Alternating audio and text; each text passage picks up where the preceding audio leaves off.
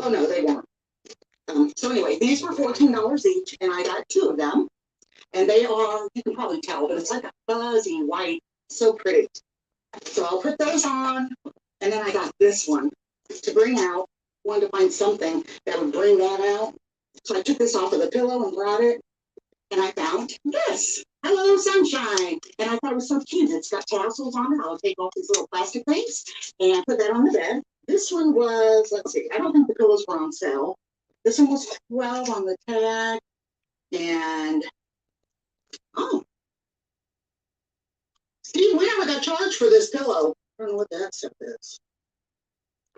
Well, anyway, I looked on the tag, and I don't see. Steve's going to take a look at it. I don't think that she charged us. It says $12 on the ticket on the pillow. No, she didn't charge for it. No, we didn't get charged for that. I'll have to go back out tomorrow and tell them. Yeah.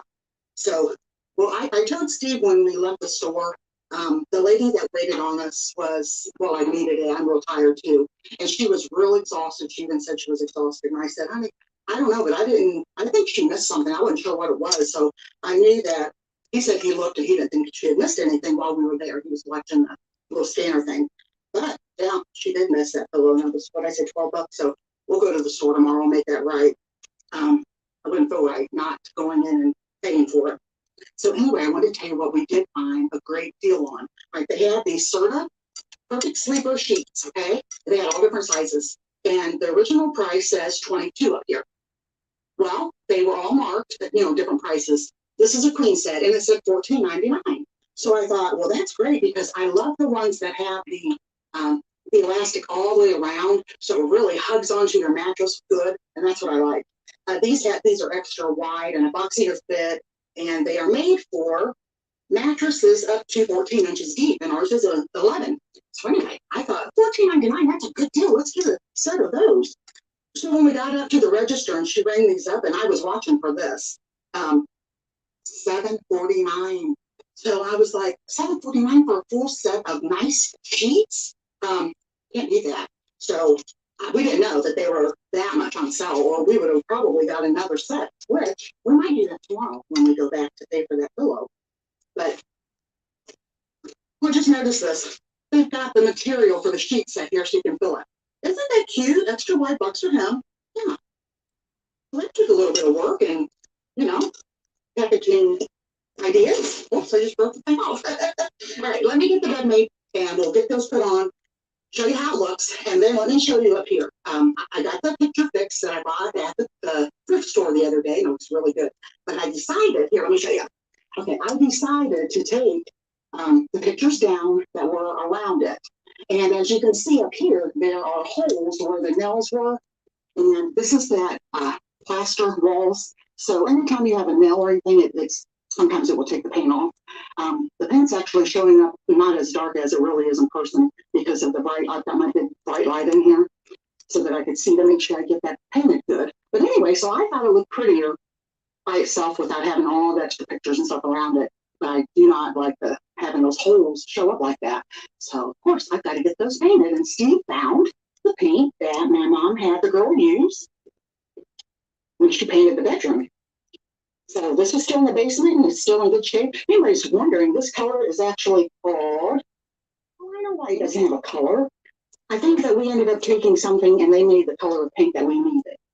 But anyway, there's the numbers if anybody would want the same color. It's a dark color, but it is a really pretty green. So, all right, let me get those holes patched up. All right, what do y'all think? Isn't it pretty? I think it adds a lot. Really pretty. And the hole up there, I got those fixed. Painted those spots. I put a little bit of toothpaste. I didn't have any of that Bondo stuff or whatever it is that you put in the holes.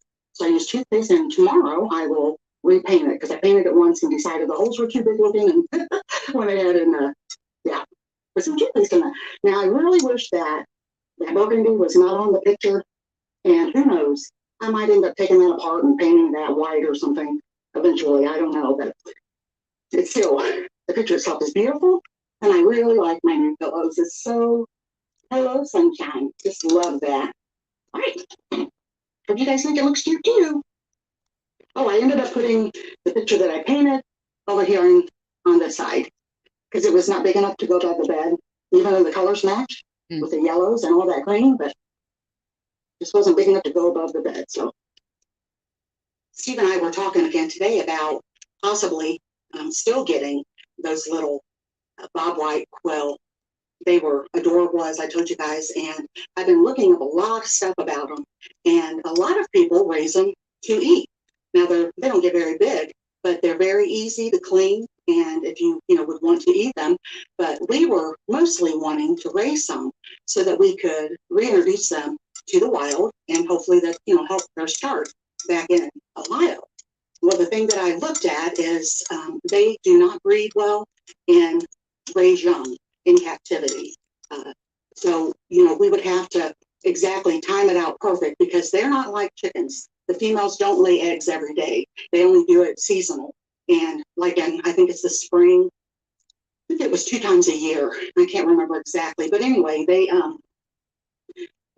breed for life, and their life they don't have a very long life. I think it was 2 to 5 years, and that's not very long. A lot of chickens live at least 10 years, probably because they're so small and because they are hunted, not only by people but other animals. And so anyway, if we get them, I think that we'll probably put them in that little chicken coop that we have, and instead of raising them on the wire, I don't think I want to do that. I think that I'll make the bottom of the little coop be as natural as we can. We'll put some of the pine chips in it, and they said to put, if you have a larger area, you can actually put like fake Christmas trees and stuff in there because that's how they'll have to hide when they are set free. They'll have to learn how to hide under brush. So that was an idea that we had, to put fake things in there. Excuse me. So if we could even plant some tall, like prairie grasses around and inside that little area, we could also connect that to the run that we had made for the chickens last summer. Remember that? That's a good sized run. And I told Steve, if we could fill that run up and make it look as natural as their habitat as we can, then they'll have somewhere to hide and learn how to, they make little tunnels through the prairie grasses, and that's how they survive and outrun animals and people that hunt them, dogs. I watched several videos on how to fix them, cull them, as they call it. I could never do it unless I was absolutely starving. Here I am, 12 minutes in, and nobody showed up. I'm watching my good friend Nina and Steve and their video. And I am not saying nothing against anybody else that can. It's more power to you. But, I grew up, my dad and brothers, well, my brothers still hunt, but my dad was an avid hunter. And, he fixed just about everything that he hunted. But I was never, I never liked eating the wild meat. And I'm really not a great big meat eater anyway. So for me, it's just about having things to share with people. And my grandchildren, they love different types of animals, and that's what I would like to teach them. Not only to take care of them, but if they need to, that they would be able to use them for food. So I want to kind of teach them the whole, everything about them. I told Steve, I wish so very badly that things would have turned out where we could have had just a small farm. And I don't mean like to be able to farm with their big tractors and all that, which would have been amazing, but just something big enough where we would have a barn, because I would love to have a couple of, goats and things like that. Just more like a petting zoo. That would be a dream. But at my age, yeah, it's a lot of work. And as you guys know, my health is not great. So I get all these ideas up in my head that my head thinks that I'm still. Your health isn't great, Nina, but it's getting better. I can see you're still losing too. Young and able to do those things, and then during the day, it's like, it's not going to happen, Ina. You're not going to be able to do that. I know I had somebody say something about when we went on vacation, and I said, I was so thankful that Steve was able to rent us one of those 12-passenger vans so that I had the entire middle seat to myself. I took a pillow and I took a little blanket throw, and I lay down almost the entire time that we traveled. And all the way home, I did lay down the whole time. But so, when I know a lot of you guys are probably facing that right now in your lives because a lot of women watch my show and they're older women. And I'm not talking about your age. We all grow older every day if we're blessed enough to. But I know that sometimes in our lives we think of things that we'd like to do, and then we don't have the energy to do it, or our health isn't good enough to allow us to do it.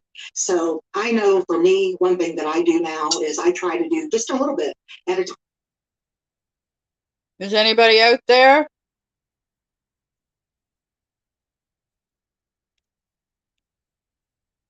Well, I'm almost 15 minutes and nobody's showed up.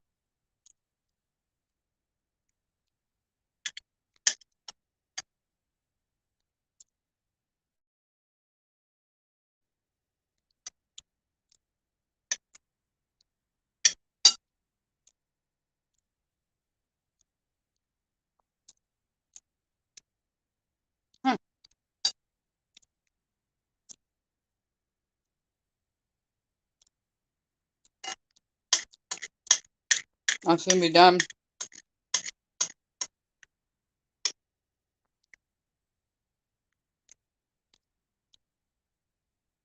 My lunch.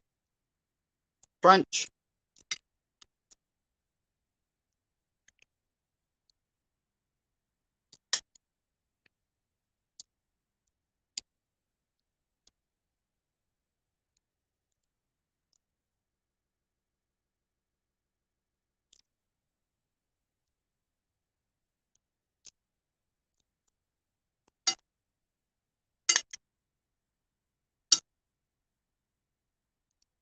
Time on my days that I'm feeling bad, I don't force myself. I know what I used to be. I used to be one hard worker.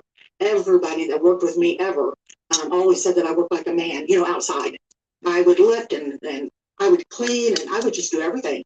And I enjoyed it and I loved it. And when I noticed that my health was not the same, we lived out in the country, and every year I would go around the house. They had the people previous to us buying it. They had put stone around the house, so the weeds were really easy to pull in the spring when they would, weeds would grow quicker than the grass would grow. So I would go around, pull all of that out. We had one of those little ponds with a little frog that would shoot water out of its mouth. I loved that thing. And then around the pond, I had rocks piled around it, and I had like the clear Christmas lights, and I put those underneath the rocks just so the lights would not get smashed. But when you turn it on, it made it like glow, and in the nighttime it was beautiful. So every year that little pond had to be cleaned out and washed out, and our fish never did live through the winter, even though I did everything that I was supposed to do. I honestly think one year we used a screen door, the screen of it, and they still ended up dying. But we had thought that maybe like the raccoons and stuff were fishing them out because we had caught them doing that before. But anyway, so I cleaned it all out every year, and every year I did all the mulching, and I took care of all that stuff because that's what I enjoy doing. And plus the house, things were different. Back then, Steve was starting to get sick, and we didn't know what from, and it was his liver failing. And he would take care of cutting wood. As soon as the weather got nice, he would find like an Amish farm or whatever and cut out. A lot of times they would want their fields. Of course, the more acreage they had, the more produce they would have. So a lot of times they would buy other land, and going all the way up through their fields would be the fence line that had used to be before they bought out the other side. Well, this is how Steve got a lot of our wood to burn, is he would go talk to them, and he would work on, along with a lot of other people, getting all of the trees and stuff out of that fence line, and then he could have whatever he cut down. So he was always a real hard worker, and he was doing stuff to get ready for winter. So the year that I noticed my health was I started noticing that we had a big wooden box that filled up the one side of our front porch, and we would keep our wood in that box, and that way all you had to do is fill that up once every day, or maybe two if it wasn't that cold out. And then we could just go from, from the house right out on the front porch and not have to go all the way out to our big garage that we had. So that first year that I noticed is I would go out and get wood, and I used to stack it. I'm talking, big pieces. I would stack in my left arm, and you can see, but I would stack it all up here as far and as I could get it. And then I would do like this and have one of the kids come out and stack it the rest of the way. And then I would take that in the house because we had one of those great big, like a furnace type stoves in our family room. And if you pack that thing full, it would last for a long time. So I started noticing that I didn't have strength like that anymore. So I thought, well, it's probably, maybe I'm just getting older or whatever. Well, then that coming spring, I always used to come over here when mom and dad lived here to this house, and I would take care of putting her mulch down if she wanted flowers planted, any of that type of work. I always did it. Painting, I always painted everything, the railings or whatever she needed done, I would do. Well, I went to Walmart. She needed a bunch of bags of mulch. So I get to Walmart, I pulled back behind the store and talked to one of the ladies there. She said, go ahead and get whatever you need, and then I'll send out a cashier. They had a portable cashier register. Hello? Anybody out there?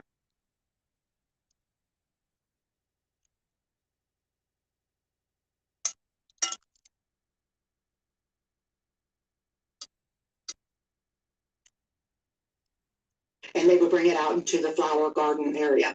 So I struggled with getting the big bags of mulch into the trunk. And at that time, we had an Impala, one of those very big older cars. And the trunk was deep. So I filled it up. I don't even know how. Hello?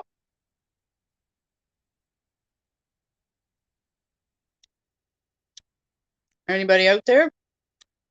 Many bags I had in there, probably close to 10, I would say.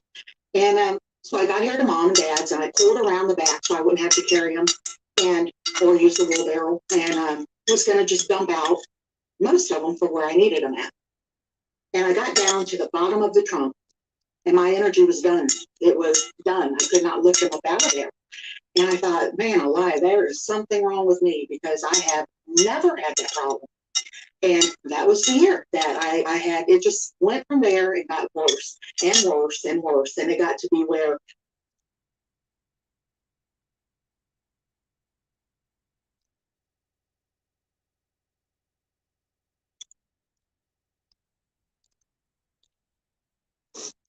Empty. Well, I guess I gotta sign off. It looked like somebody was there a couple times, but I said hello and nobody typed anything.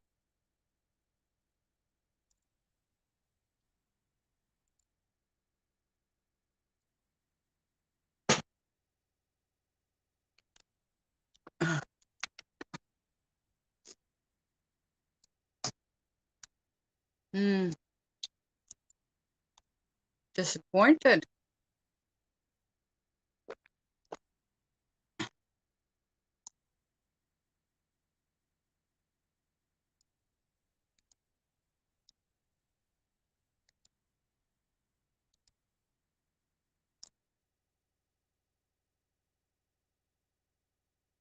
Disappointed.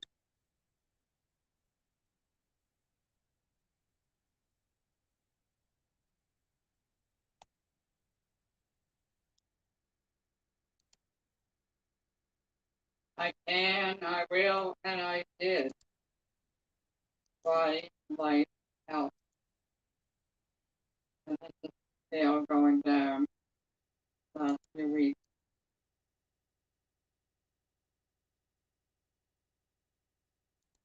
Love the brunch. One more down to go. Pretty dark clouds over there. Find the house over there. Where is it?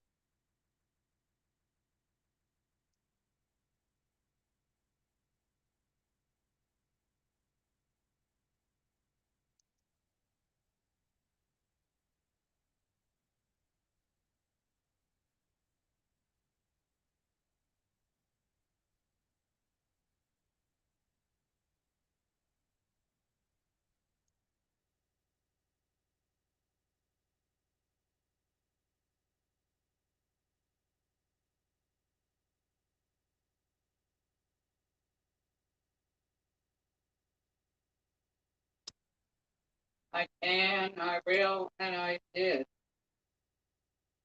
Yeah, well, I guess I gotta end for now. Disappointing, but I did this on my phone. So I might try sometime when I go for a walk. I might try to do a live on my walk with my data. Okay. Toodly do. Sorry nobody found me. I don't have a schedule, so anyway. I've been on 25 minutes, so later.